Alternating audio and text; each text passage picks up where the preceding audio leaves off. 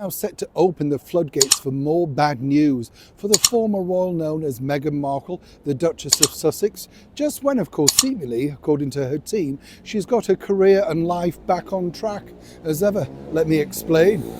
Morning, lovely to see you today. Thank you so much for taking the time out. Welcome one and all brand new subscribers. It's lovely to have you on board, and as I often say, please be respectful to each other. No swearing if you don't mind. Yes, we're a clean family channel. We like to just look at comments and of course get involved. More importantly, if you live near each other, do give each other a wave. Try and make sure that of course we keep each other company in these very difficult times. Let's be honest, but seriously, welcome and thank you so much for joining me.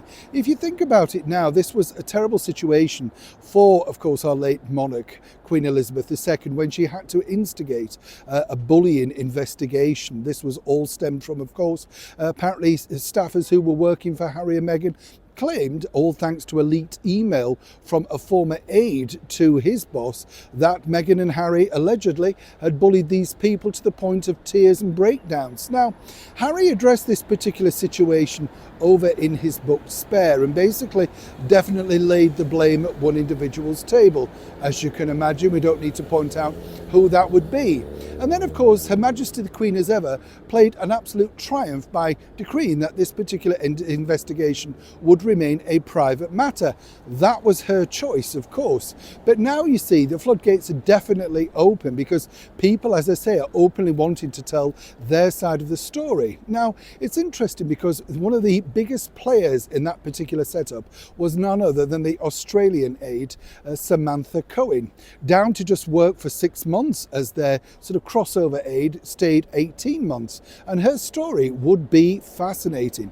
Absolutely. Well, speaking, of course, to an Australian publication, she recently revealed some background info on exactly the reasons and why she decided to speak. Let me explain. Markle's former top aide, Samantha Cohen, had confirmed for the first time that she was interviewed as part of a palace review into allegations that the royal bullied her staff. The Duchess of Sussex was accused of forcing 2 PAs, that are personal assistants, out of Kensington Palace in 2018 via an internal email that was leaked to the UK broadsheet The Times days before the now infamous Oprah Winfrey interview in 2021. Meghan has always denied these allegations. The newspaper reported that she would only confirm she was one of 10 staffers who were interviewed as part of the Buckingham Palace probe into the bullying allegations. Well, how difficult is this again for Meghan? Well, more or less, it's very difficult indeed because it highlights something that a lot of people have possibly forgotten all about.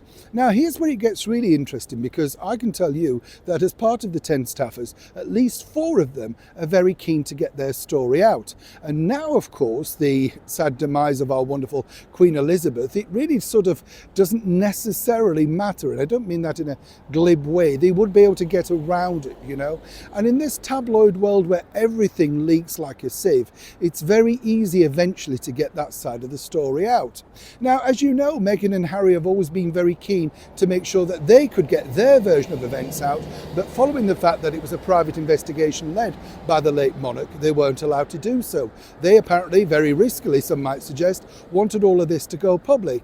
This truly is not going away, and people are looking for ways to get their version, their side of the story out. And of course, what they're hoping, the aides working alongside Meghan and Harry now, are hopefully thinking that this little teaser from Samantha Cohen will be the end of it. Seemingly though, it won't. It is a developing story. When I know more, you'll know more. Neil Sean in the very heart of London.